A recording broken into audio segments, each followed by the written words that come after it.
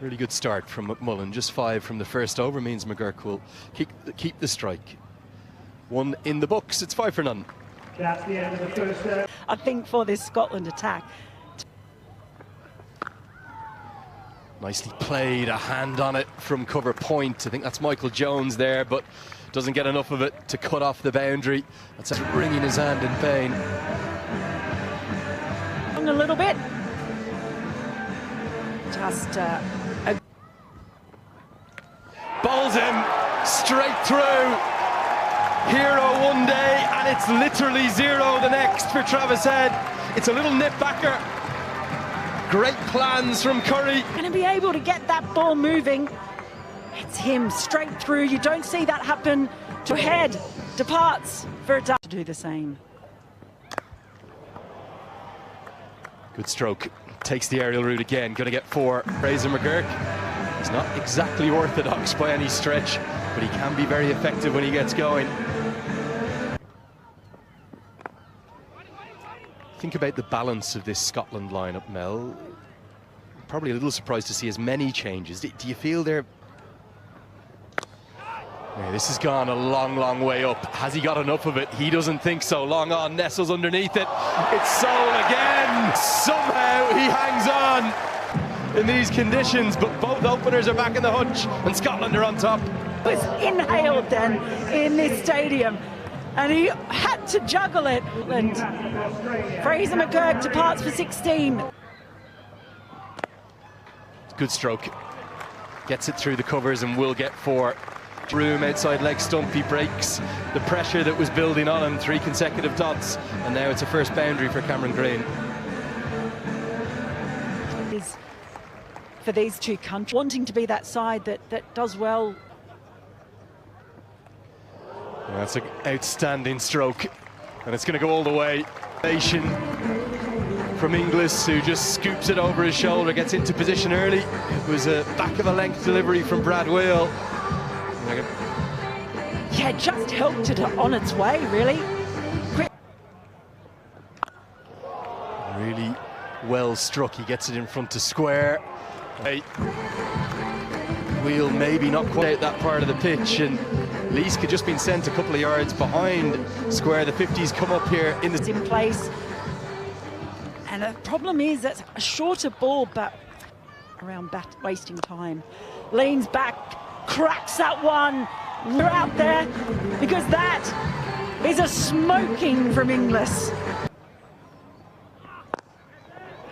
And he just go to the crowd. So Cameron Green getting in on the action now.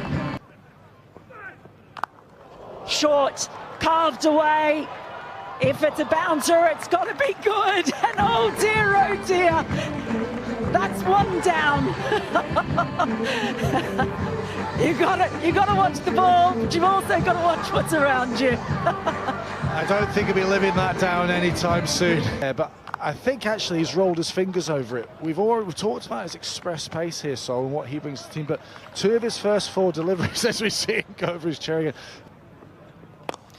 Well, he carves that one away, and that's going to be a 1 bounce 4.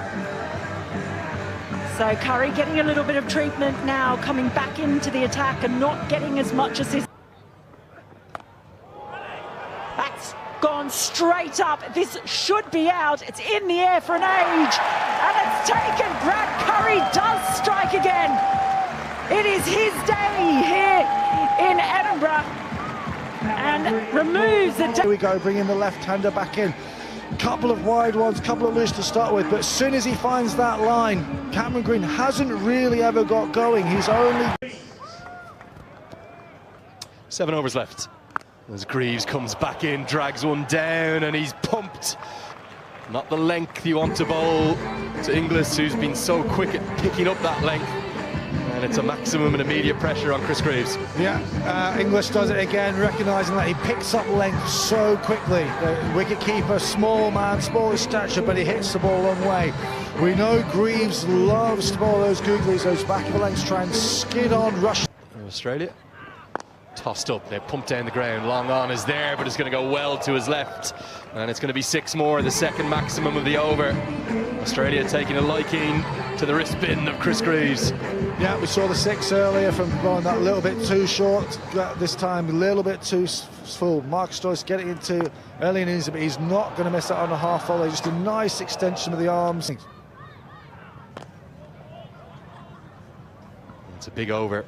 Runs from every delivery of it. 16 come from the 14th. It's 144 for 3.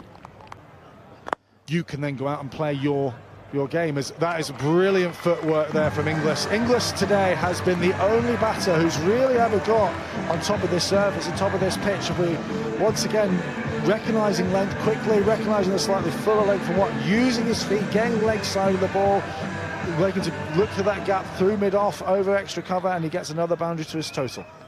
This is where we should be as Brad Curry comes in again. He's picked up into the leg side. Has he got enough of this is the question. Oh, yes, he has. Munsey was perfectly placed underneath it in terms of the line of it, but it's gone soaring over his head. Inglis batting on a different pitch to everyone else today. He moves into the 90s. Yeah, brilliant. Slightly too full there from Curry. He talked about him coming back into this spell, looking to hit the stumps, and then that got his rewards there. We'll see the back of green, but this time, although he's hit the stumps a little bit too full, too easy from that length for a man of the talent and the eye and being in his ears in English to pick it up and flick it away for 6. Tries to repeat the dose, and he's going to get to a second T20 I100 in the grandest of styles. It comes from just 43 deliveries. What an innings we've witnessed. The talk the other day may have been about Travis Head, but with a 7-6 today, it's all about Josh Inglis. It's come at a strike rate of over 230, 7 4s, 7 6s, and it swung this contest towards the visitors. Yeah, he's playing a completely different wicket to everyone else they would have looked at from the jump. Balls into the surface, and that is certainly what I think we'll see Australia do in the second innings.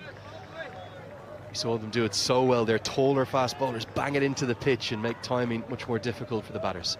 That is the one thing that this Scotland attack is lacking, is height. We talked about the different varieties they can bring, the success of previous coaches, and I think this is the expectation, belief now. We should be here. And that is going to be great reward for Chris Soule. He's deserved every single bit of that. It's been an outstanding 3 overs for me. It should have been 4. And he points to the sky, back from injury, and he's bringing the